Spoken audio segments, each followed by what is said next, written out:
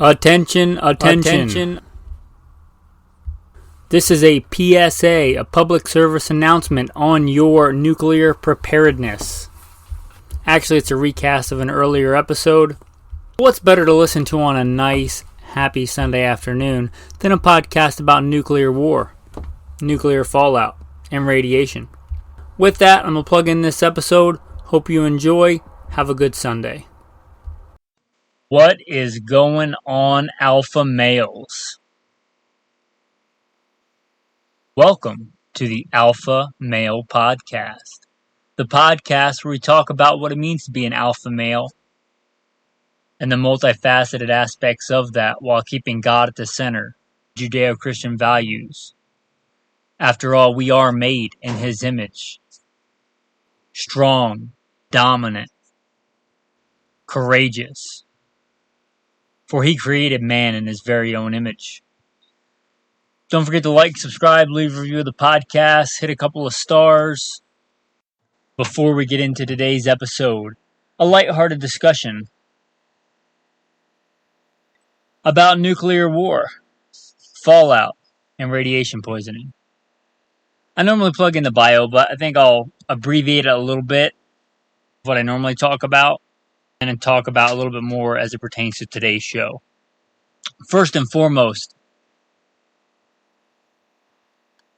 I am a servant of God, a follower of Jesus Christ, a preacher and a fisher of men. I joined the Marine Corps at 17, did a couple of combat tours in Iraq, also served in the U.S. Army. Was also a law enforcement officer, LAPD, worked regular assignments and more specialized assignments. Been blessed to be the commander of an active shooter response team where our primary job was to stop active shooters in a very large metropolitan area. Been an FBI certified firearms instructor for a lot of years. Taught military, civilians, law enforcement. I've been blessed to be a professional big game hunter and guide. Been blessed with the talents to be a state rifle and pistol champion more than once.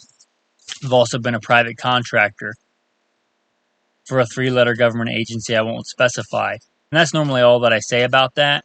And I don't want to sound like, super secret squirrel, but there is a lot of stuff that I cannot talk about. I was very much involved with things we're going to talk about today. Quite a bit more training, I would say, than your average person does in this subject. And I've seen things and been privy to things that the general populace is not.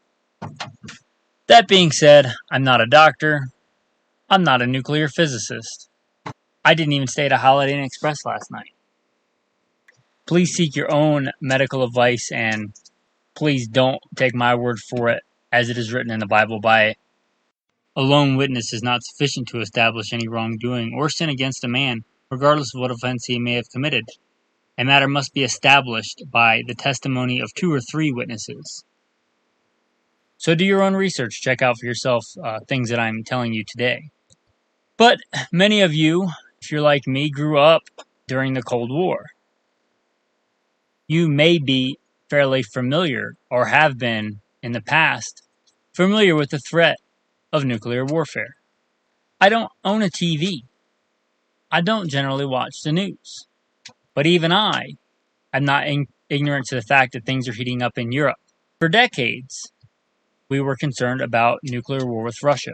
I think if you're talking about the midnight clock, its hands are a little bit closer to midnight than they were seemingly just a few weeks ago, depending on when you listen to this. Every time I see the news, it seems like we're beating the war drums and being suggested that we should get involved. I don't know Putin, and I'm not going to condemn Putin. He strikes me as a man that'll only get pushed so far. He also strikes me as a man that's not afraid to use force. With that being said, ought we to dust off those old civil defense manuals, those old civil defense films? Well, if there's nuclear war and nuclear bombs are getting dropped, that's just the end. I'm just going to throw up my hands and give up. I'd say then, yeah, you probably will turn off this podcast right now because you're a beta male.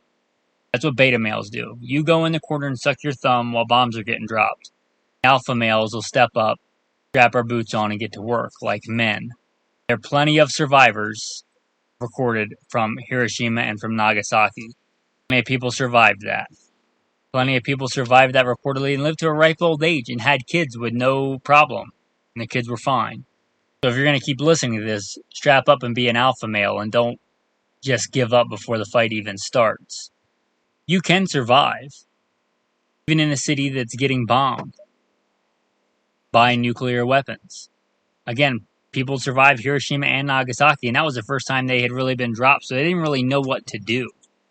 If you listen to this podcast and do some research, you'll have quite a big leap forward as opposed to those people. They had no idea what radiation even was.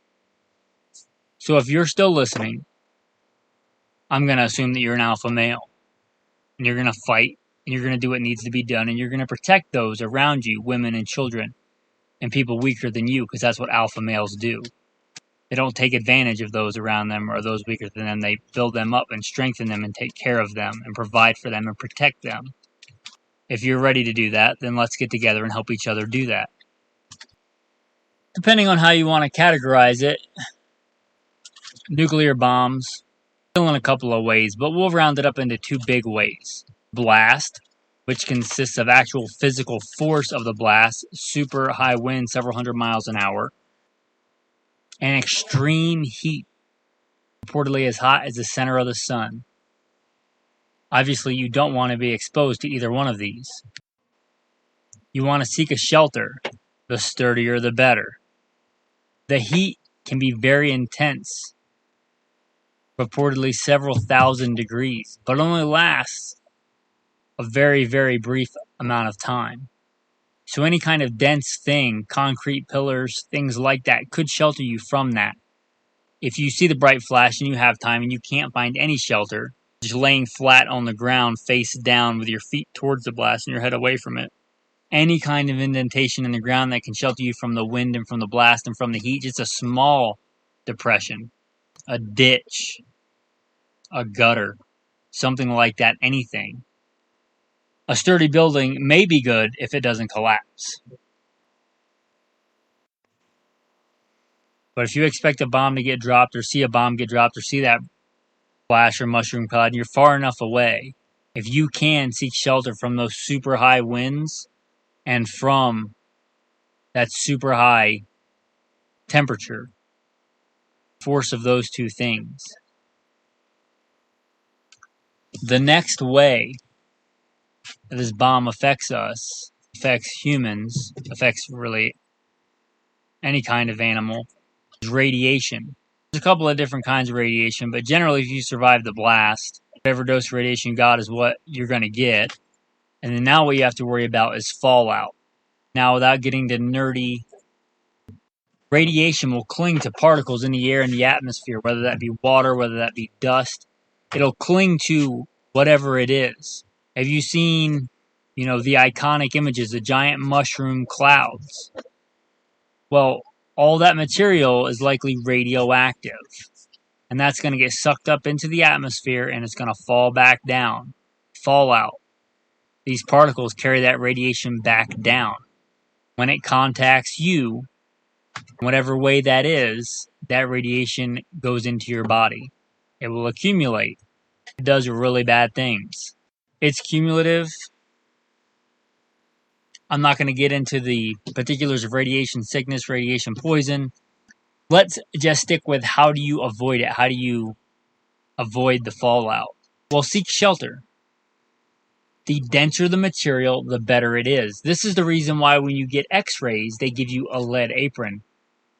Than any kind of crazy other material. As far as common materials go, lead is pretty much the densest material, or at least common material that you're going to find. Why you wear a lead apron. You probably don't have lead-lined room in your house. Think denser is better. The more dense, the better. For instance, if you have a basement underground, that is good. You have the most amount of dense material sheltering you from the radiation. If you don't have that, whatever house or dwelling you're in, get into the innermost room of that house, away from your radioactive stuff outside. Not whatever room you want to hang out in, not your bedroom because you like it. That room is your pantry that's, 2 foot by 2 foot wide beside your kitchen. If that's the innermost room in your house that's protected the most by walls and material, that's where you want to be. And realize this about radiation: it has what's called a half-life.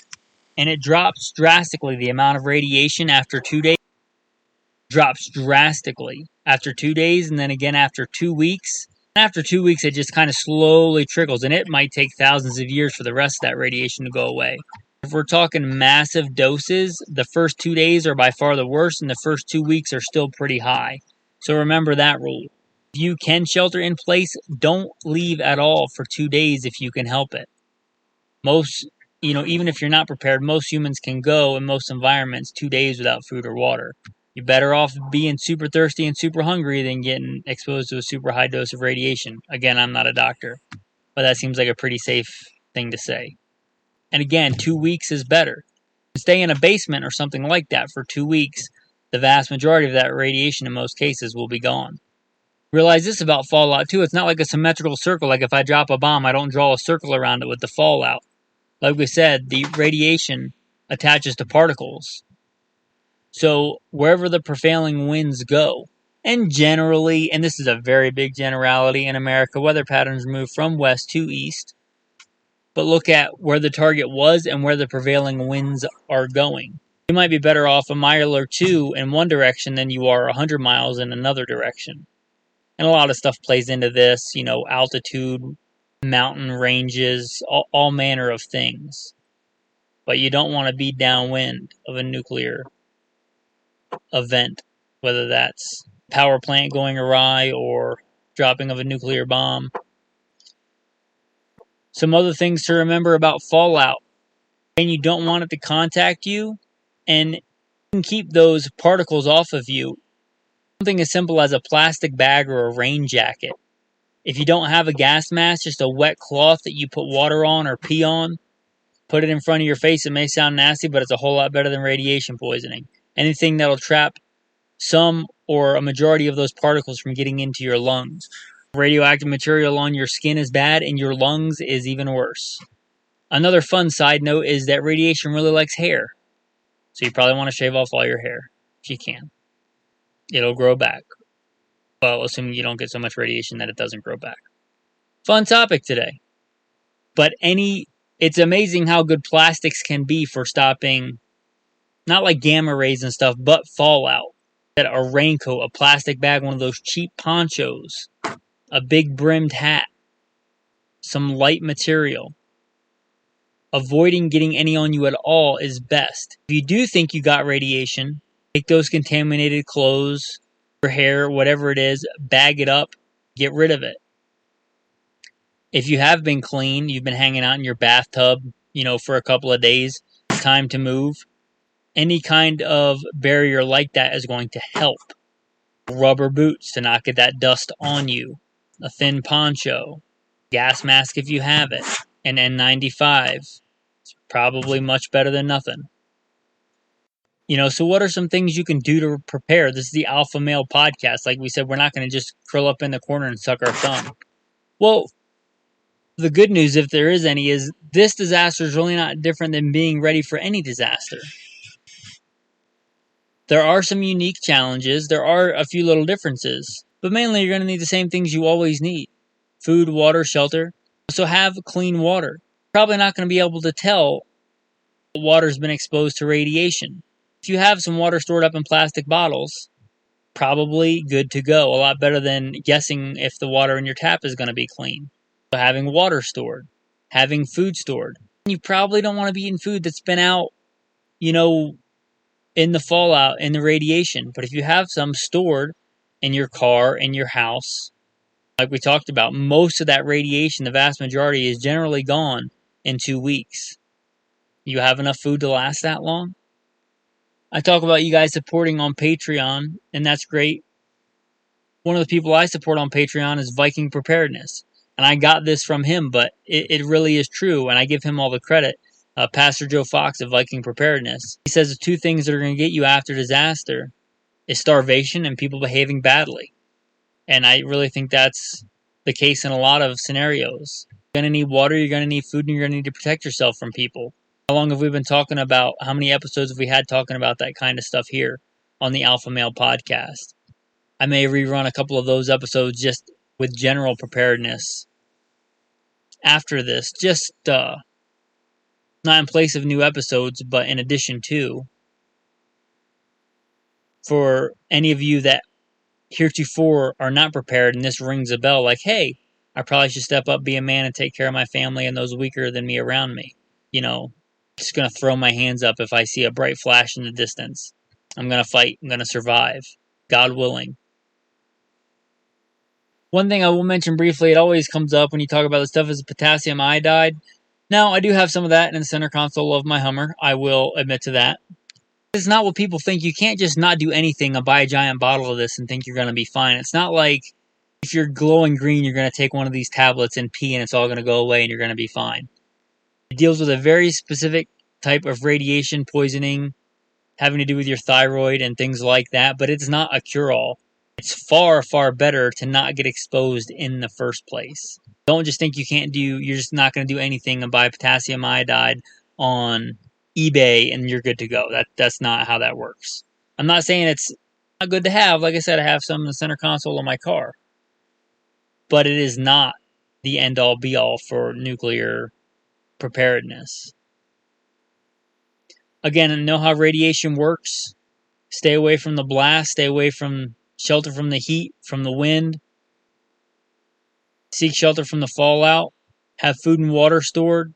Have a way to protect yourself. Psalm 91, no evil shall befall me, nor shall any plague come near my dwelling. I shall not be afraid of the terror by night, nor the arrow that flies by day, nor the pestilence that walks in darkness, nor the destruction that lays waste at noonday. 1,000 may fall at my side, 10,000 at my right hand, but it shall not come near me. I guess that'll be our tactical verse of the day. Tactical tip of the day. Did you know that apples are one of the best things you can eat after being exposed to radiation?